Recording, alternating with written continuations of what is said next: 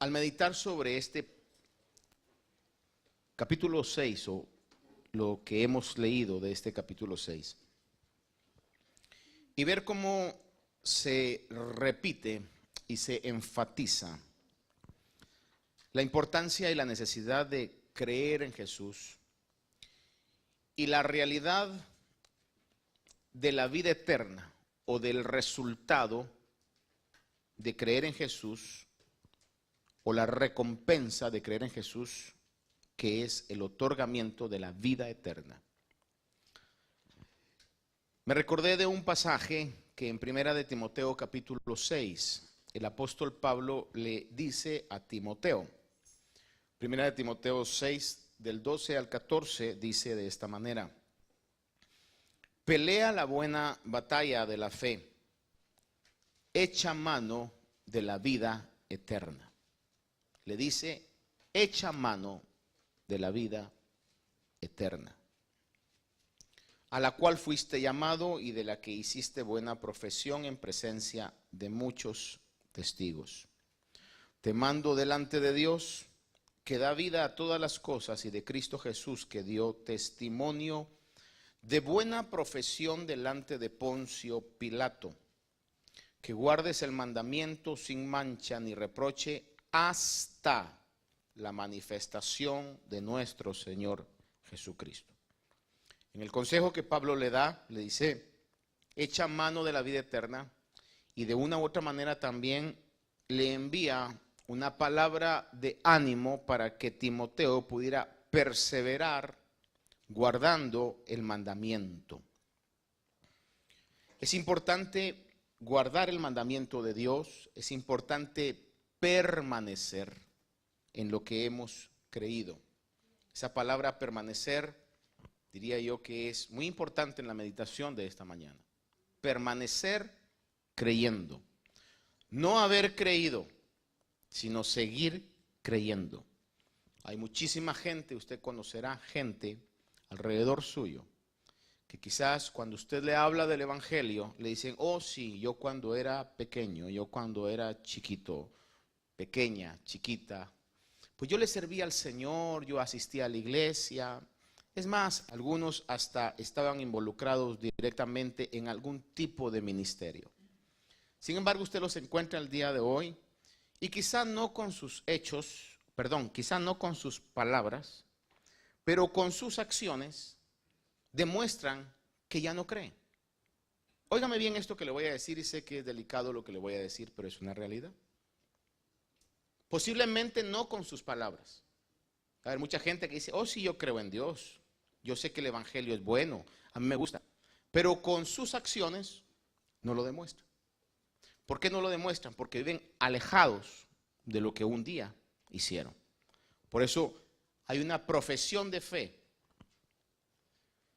El libro de Santiago habla y dice que la fe sin obras es una fe muerta. Yo puedo decir muchas cosas, pero si no tengo una demostración de esa fe no es real. Por eso la palabra permanecer creyendo es importante. ¿Y cómo demuestro yo que creo?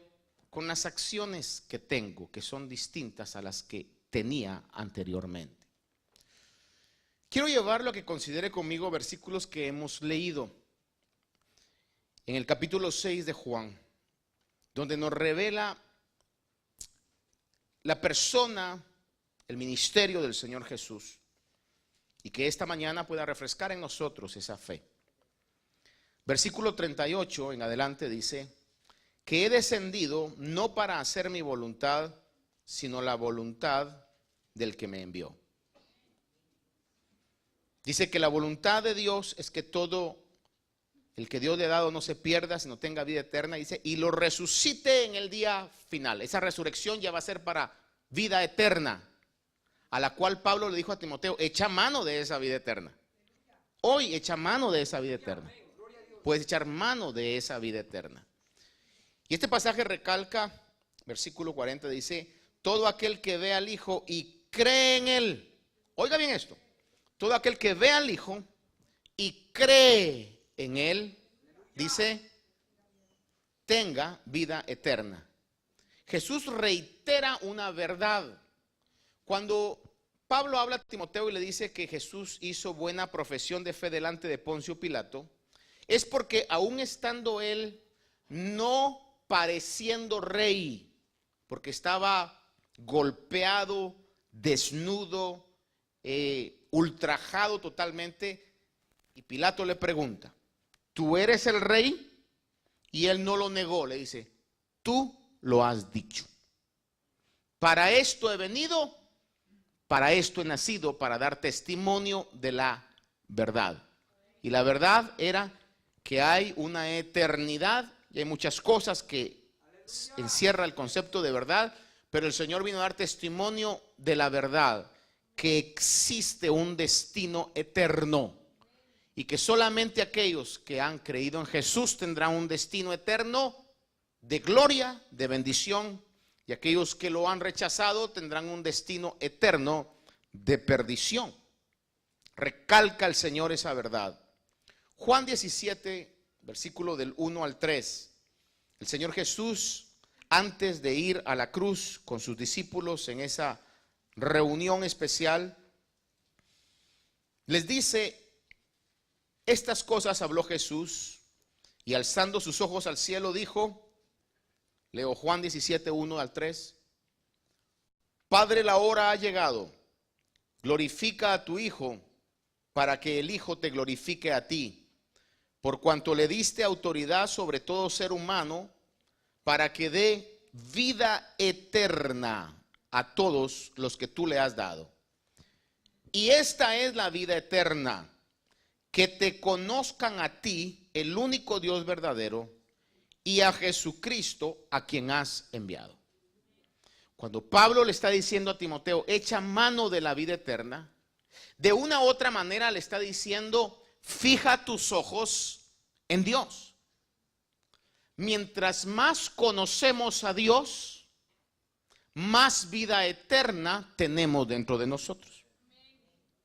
Echar mano de la vida eterna no es que haya una ventana etérea, invisible o un túnel donde usted puede echar la mano y entonces ahí sacar un poquito de vida eterna. No, echar mano de la vida eterna es estar siendo renovados en nuestra naturaleza de muerte por medio de la naturaleza eterna que hemos tenido al creer en Jesús. A veces cuando decimos del mundo, decimos la tierra de los vivos. Sin embargo, decía un autor de un libro, deberíamos de llamarle mejor la tierra de los muertos, porque todos estamos muriendo día a día. Algunos que ya tenemos cierta edad, estamos viéndola más cerca, que quizá los niños o los jóvenes, y aunque no hay ninguna garantía a qué momento tendremos que dar ese paso, hermanos, pero todos estamos con un destino de muerte. La gran bendición y la buena noticia es que si usted ha creído en el Señor, dice la palabra de Dios, que tenemos vida eterna dentro de nosotros. Y en el paso de la muerte del cuerpo será solamente una transición, un sueño donde despertaremos a la realidad de la vida eterna. Esta es la vida eterna, que te conozcan a ti, al único Dios verdadero, y a Jesucristo, a quien has enviado. Mientras más conocemos a Jesús por medio de la palabra de Dios, más conocemos a Dios. Y mientras más conocemos a Dios, estamos echando mano de la vida eterna. En Apocalipsis capítulo número 19, parte de ese versículo dice que el testimonio de Jesús es el espíritu de la profecía. He hablado con usted antes de eso. Pedro en su primera carta dice que tenemos la palabra profética más seguro, y cuando dice la palabra profética se está refiriendo a la Biblia. Cuando Apocalipsis dice que el testimonio de Jesús es el espíritu de la profecía, lo que está diciendo es que toda la Biblia, que es la palabra profética, va a dar testimonio de Jesús, nos va a presentar a Jesús, nos lo presenta como lo que Él es. Es importantísimo poder conocer a Dios a través de Jesucristo, Porque eso es echar mano de la vida eterna. Cuando usted mira en Jesucristo que su vida, según lo que dice la Biblia, está escondida en Él y se mira usted en Jesucristo, los pensamientos de muerte son renovados. Los pensamientos de fracaso son renovados. El concepto de éxito es renovado. El concepto de los valores es renovado. Y se cumple en nosotros lo que el Señor le dijo a los discípulos: están en el mundo, pero no son del mundo. Si diría yo, la tierra de los vivientes es tierra de los muertos, yo no tendría ningún problema con eso. Porque yo estoy aquí, pero no soy de aquí. Decía un canto con los cuales yo crecí, que los tocaba mi mamá. Mi mamá era muy radiera.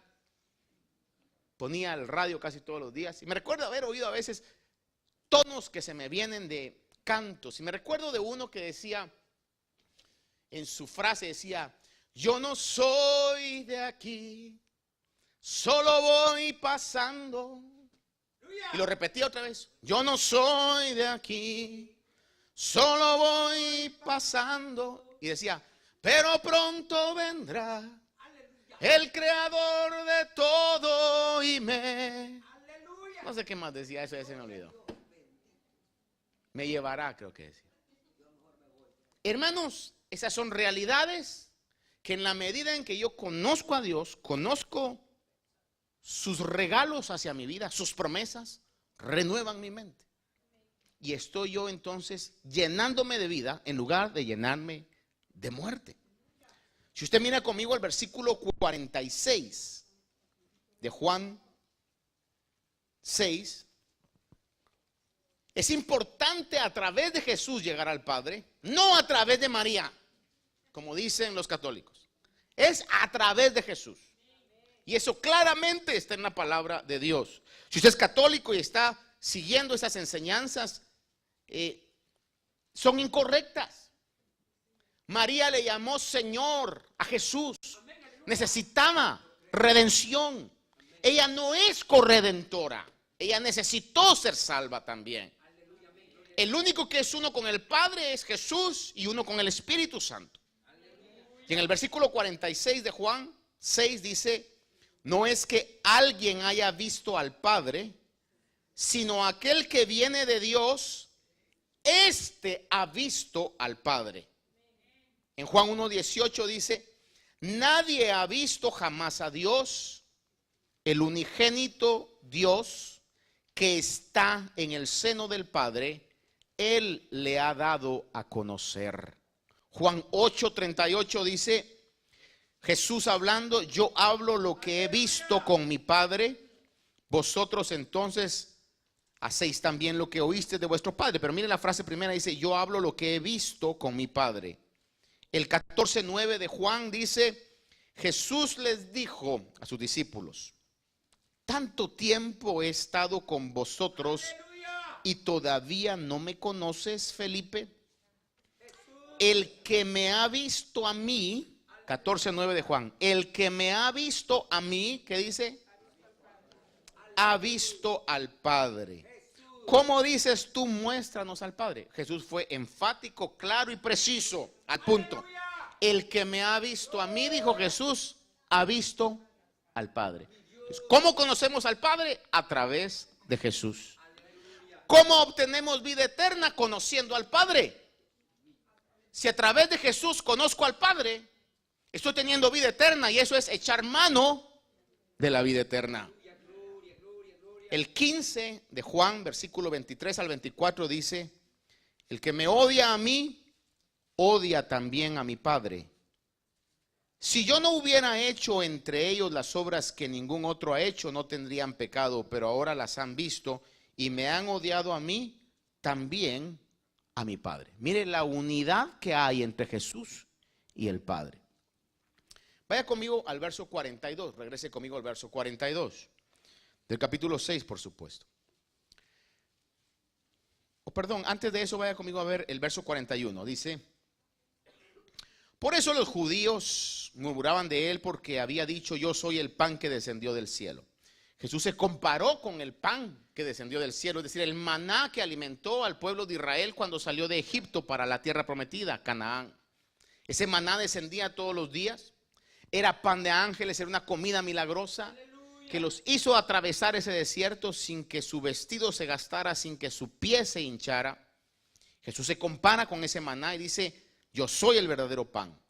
En Juan 6, versículo 32 en adelante dice: entonces Jesús les dijo: en verdad os digo, no es Moisés el que os ha dado el pan del cielo, sino que es mi Padre el que os ha dado el verdadero pan del cielo. Porque el pan de Dios es el que baja del cielo y da vida al mundo. Ahora, ¿de qué vida habla ahí? Habla de la verdadera vida, de la vida eterna. La vida que todos nosotros tenemos, la cual alimentamos con comida, la sustentamos con descanso, con sueño, etcétera. Este es un sueño, hermano. Esta es una etapa nada más. La verdadera vida es nuestra vida eterna. Y esa vida eterna la recibimos solamente cuando podemos comer del pan del cielo, que es el Señor Jesús. Entonces le dijeron: Señor, danos siempre este pan. Jesús le dijo: yo soy el pan de la vida. El que viene a mí no tendrá hambre, y el que cree en mí nunca tendrá sed. Ahora, fíjese que el maná que el pueblo de Israel comía, había que comerlo diario. A ver, repita conmigo: el maná había que comerlo diario. Una vez más, el maná había que comerlo no solamente los domingos en la mañana. El maná había que comerlo diario. Si usted y yo queremos verdaderamente crecer espiritualmente, tenemos que tener todos los días algún momento de comunión, algún momento de conocer a Dios a través de Jesucristo, algún momento de poder ir a la palabra de Dios, leer un par de versículos que sean el alimento de nuestra vida. Es como aquel que quiera realmente tener un cuerpo ejercitado y toda la semana no hace nada de ejercicio, pero los días domingos se va a jugar un partido de fútbol de 90 minutos. El lunes ya no se puede parar. Está totalmente adolorido, hermano. En algún momento vi un anuncio, yo creo que era, no sé de qué producto era, pero ponían a unos jóvenes haciendo ejercicio, hermano, y estaba levantando pesas así, e inmediatamente se iba a ver al espejo para ver si ya tenía el six pack y los músculos. Eso no funciona así, hermano. Geico era, ¿verdad? ¿Ah? Valga, ¿trabajás para Geico o no? Pero oiga, los resultados se dan en una constancia. ¿Queremos realmente tener vida eterna dentro de nosotros? Tenemos que ver a Dios a través de Jesús y comerlo. Además, tenemos que comerlo diario, todos los días, hermano. El maná debemos comerlo diarios. Juan 6:63 dice: el espíritu es el que da vida, la carne para nada aprovecha. Y oiga esto: las palabras que yo os he dado son espíritu y son vida.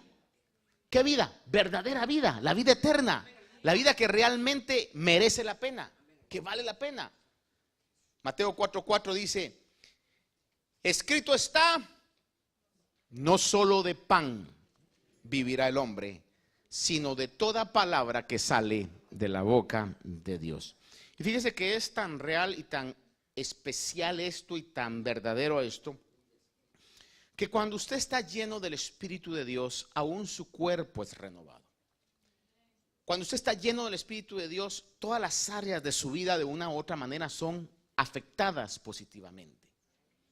Porque tiene esa virtud, la llenura del Señor, cuando nuestro espíritu. Por eso es que el libro de Proverbios habla y dice esta verdad: el corazón alegre es medicina para los huesos, o constituye un buen remedio.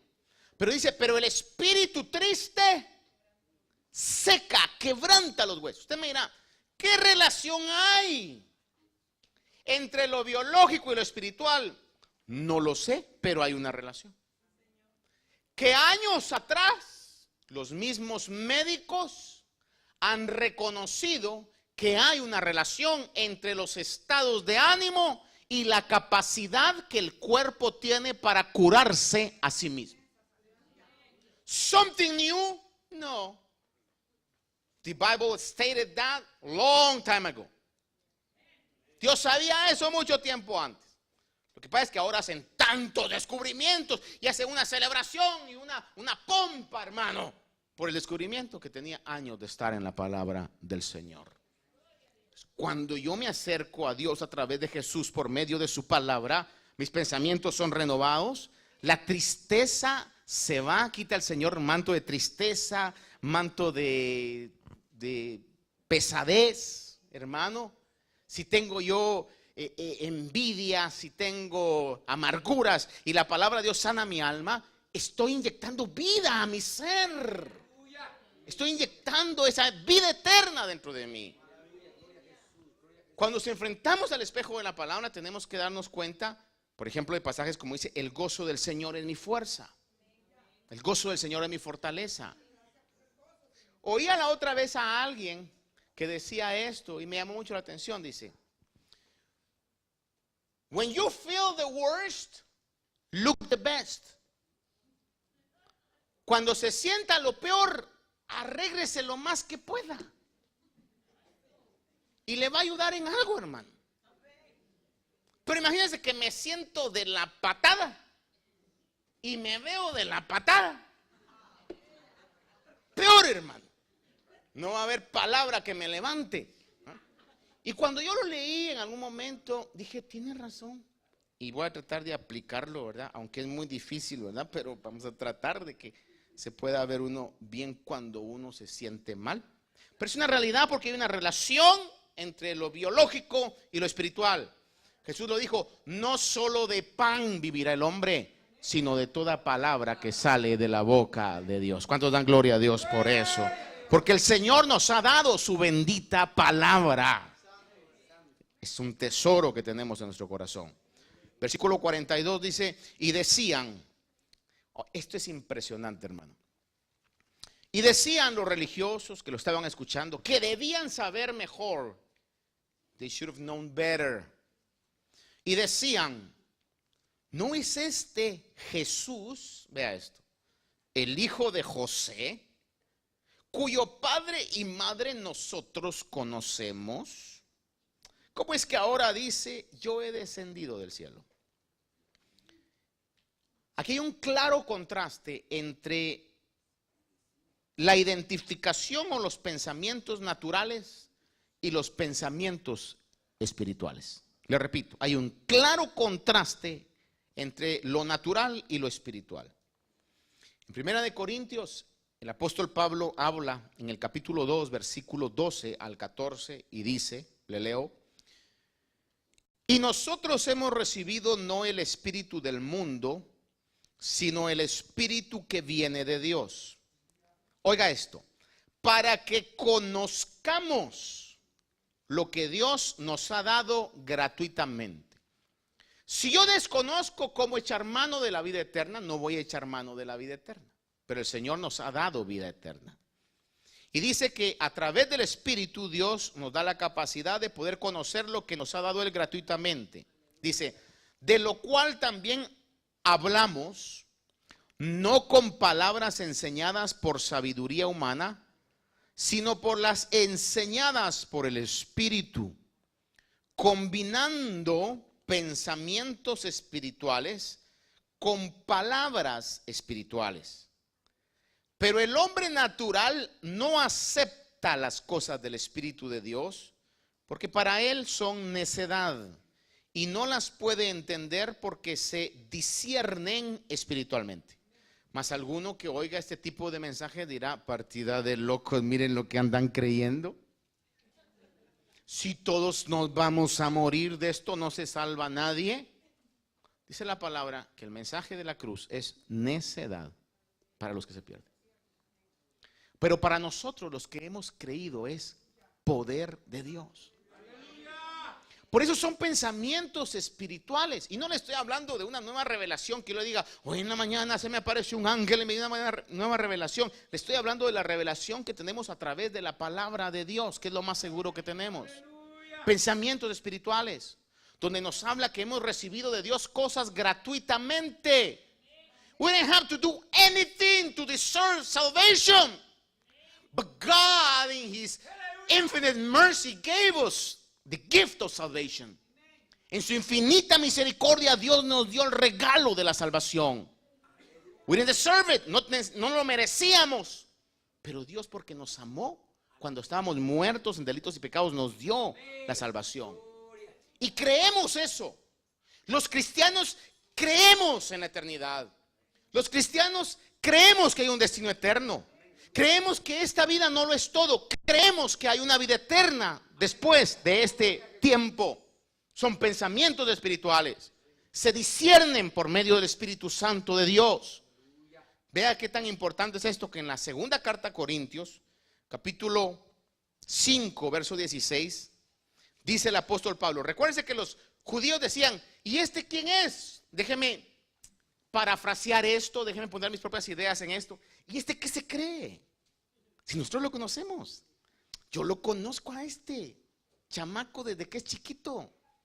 Si yo le enseñé ciertas cosas, ¿cómo que ahora que yo soy el pan del cielo? No, hombre, que se deje de cuentos. Si yo conozco a José. Es decir, carnalmente lo conocía. Pero en 2 Corintios, capítulo 5, verso 16, el apóstol Pablo revela esta verdad y dice: de manera que nosotros de ahora en adelante, es decir, después de que han sido regenerados, de manera que nosotros de ahora en adelante ya no conocemos a nadie según la carne. Aunque hemos conocido a Cristo según la carne, sin embargo, ya no le conocemos así. Y quizás el hombre, el personaje que tuvo esta palabra de una manera más personal fue Juan el Bautista, porque era primo de Jesús. Y aparte de ser primo de Jesús, era, según los datos, 6 meses mayor que Jesús. Y aparte de eso, había comenzado a desarrollar un ministerio súper exitoso, donde no necesitó la colaboración económica de nadie, donde no necesitó el respaldo de agencias de gobierno. Llegó y salió a la ribera del río y comenzó a predicar el peor de los mensajes, si usted quiere oírlo así. Su mensaje era resumido: arrepentíos y convertíos, porque el reino de los cielos se ha acercado. Y la gente se sentía compungida de corazón. Los hacía sentir lo que realmente eran: pecadores, necesitados de redención. Sentían el dolor del pecado, sentían la suciedad del pecado, sentían la tragedia de estar lejos de Dios, y llegaban arrepentidos. Y cuando uno mira geográficamente, recorrían días enteros para ser bautizados. No necesito un templo, no necesito credenciales. Y comenzó a tener un mensaje que hasta los religiosos dijeron: vamos, porque nos estamos quedando fuera del mover.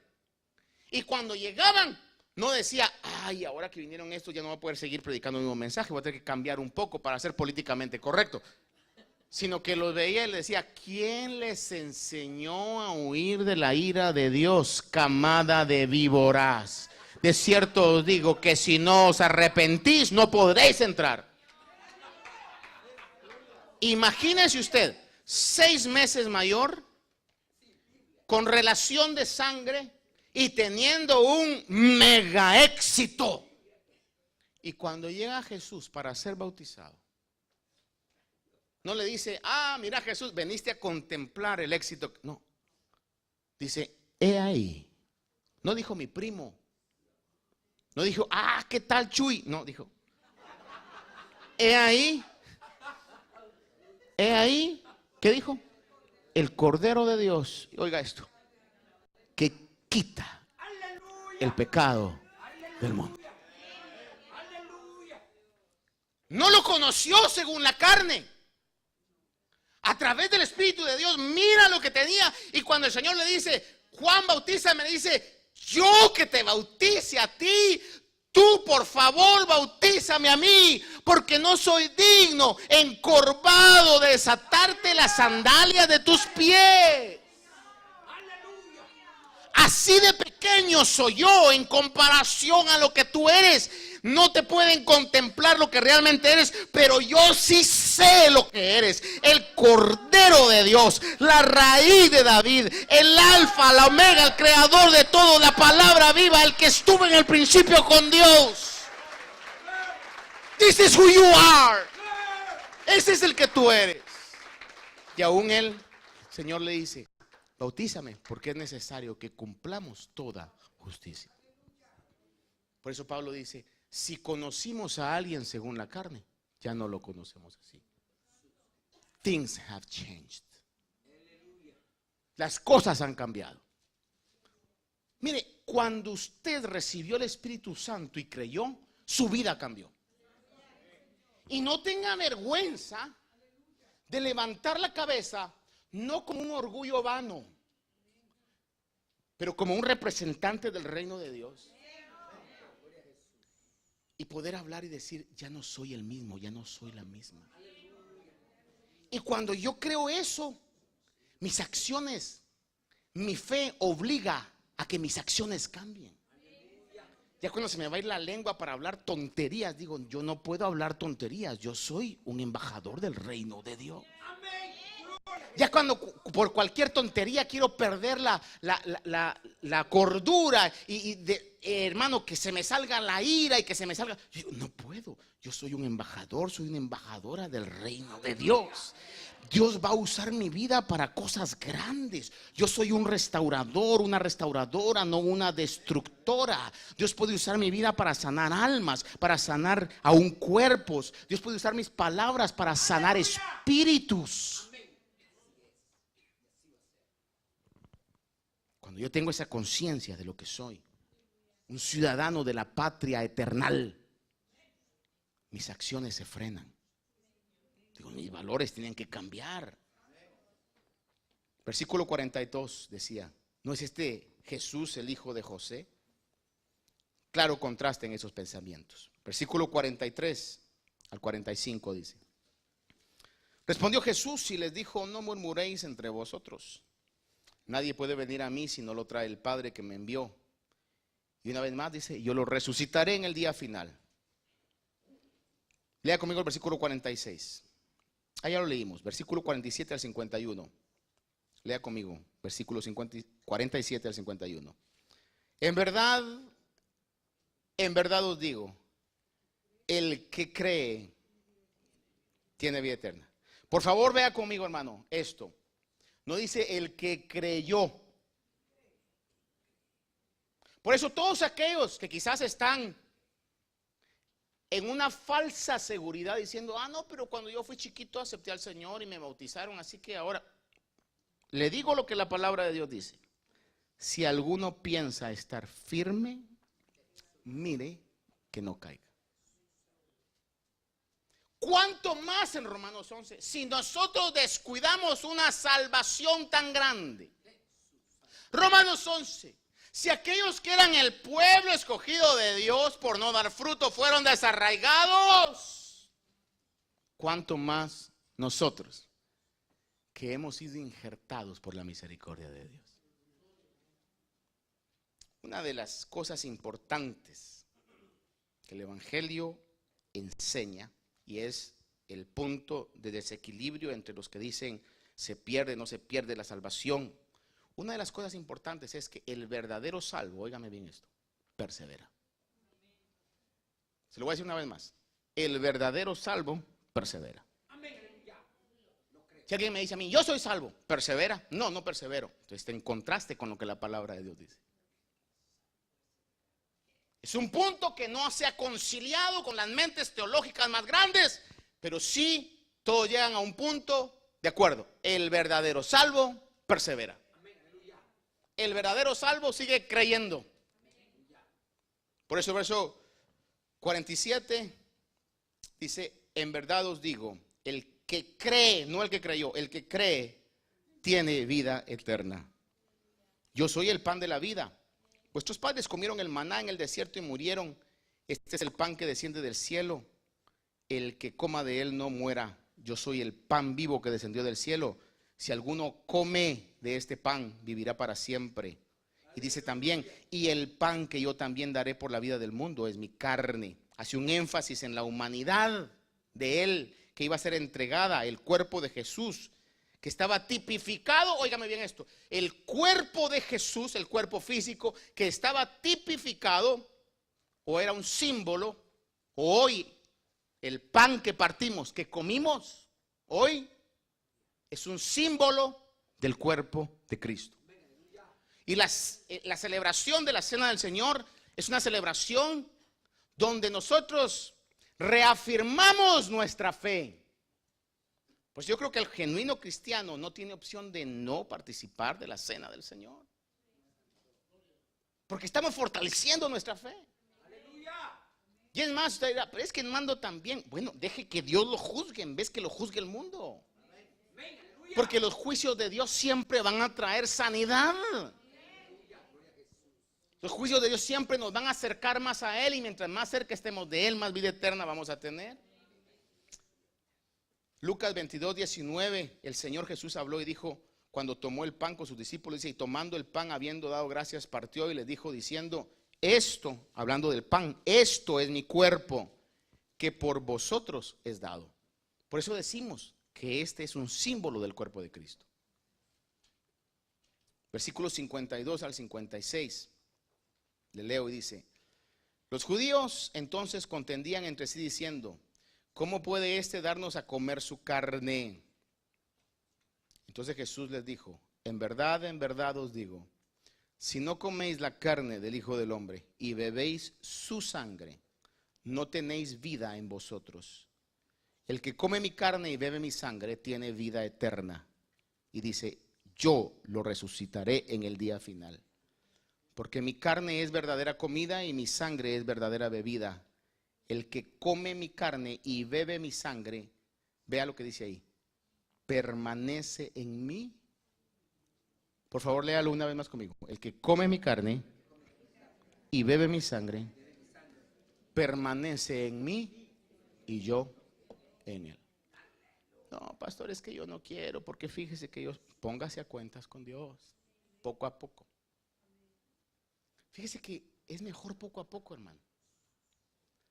Si algo a mí nunca me ha gustado toda mi vida, gracias a Dios, es tener deudas, ¿verdad? Y a veces cuando las he tenido que tener, que todos en algún momento necesitamos, ¿verdad? En ese punto, cuando he tenido que pagarlas, me gusta, mientras tengo, ir dándolo. Porque así no se siente tanto.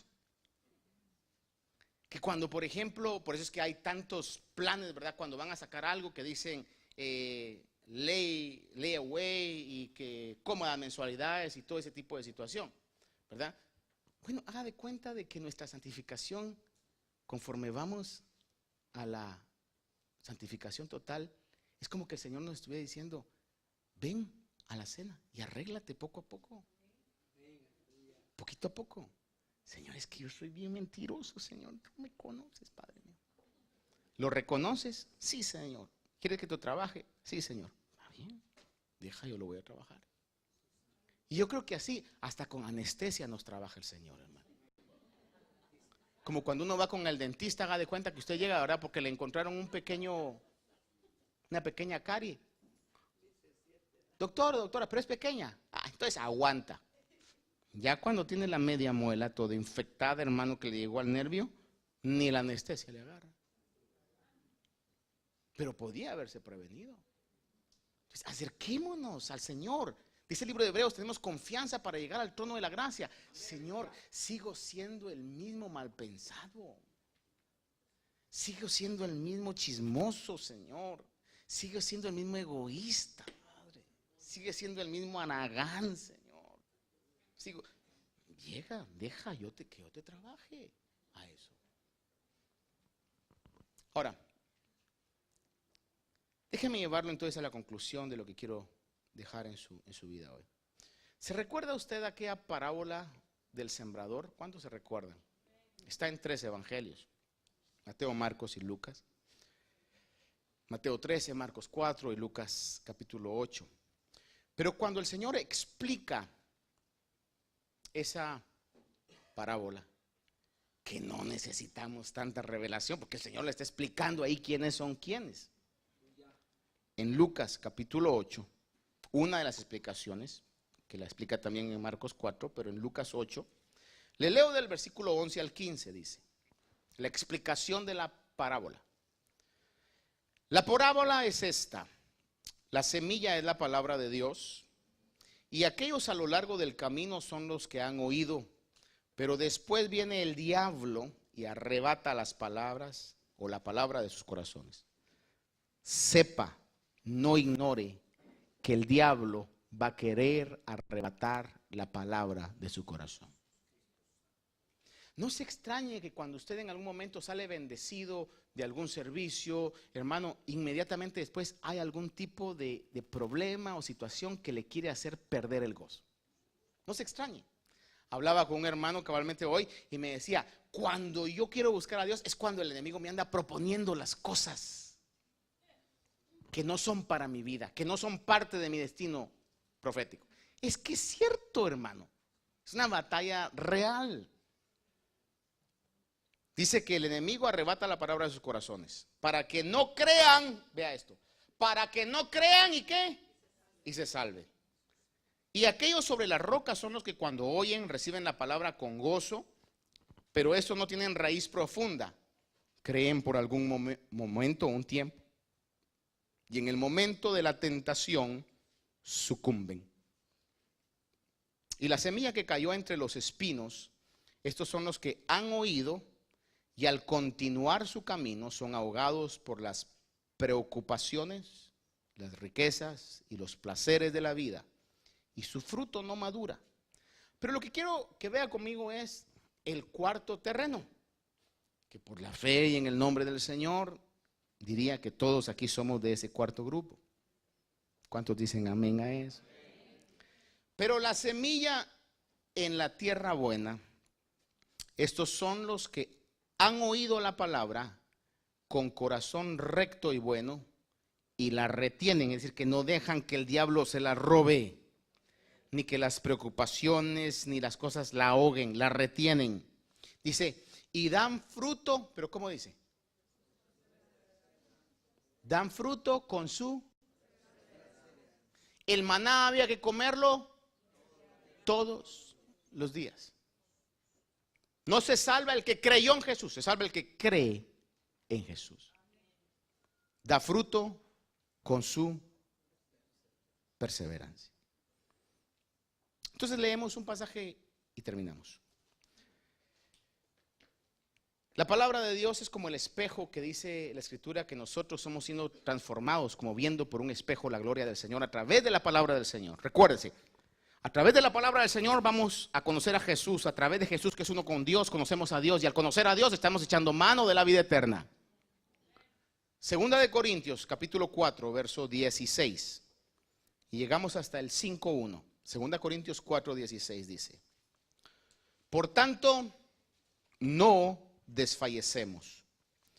Antes bien, aunque nuestro hombre exterior va decayendo, porque es sin Cristo el mundo de los muertos, sin embargo nuestro hombre interior se renueva de día en día, pues esta aflicción leve y pasajera nos produce un eterno peso de gloria que sobrepasa toda comparación, al no poner nuestra vista en las cosas que se ven, sino en las que no se ven. Porque las cosas que se ven son temporales, pero las cosas que no se ven, ¿qué dice? Son eternas. Porque sabemos que si la tienda terrenal, que es nuestra morada, es destruida, tenemos de Dios un edificio, una casa, no hecha por manos, eterna en los cielos. Haga de cuenta que mi cuerpo está sufriendo los embates de la vida, de los años, de las enfermedades. Pero yo leo la palabra del Señor y me doy cuenta que tengo una morada eterna. Le garantizo que su ánimo se va a ir para arriba. Le garantizo que va a haber poco lugar o nada de lugar para la tristeza y para el desánimo. Porque usted sabe que la palabra de Dios es fiel y hemos recibido esa bendición de parte de Dios. Padre, yo estoy agradecido contigo esta mañana.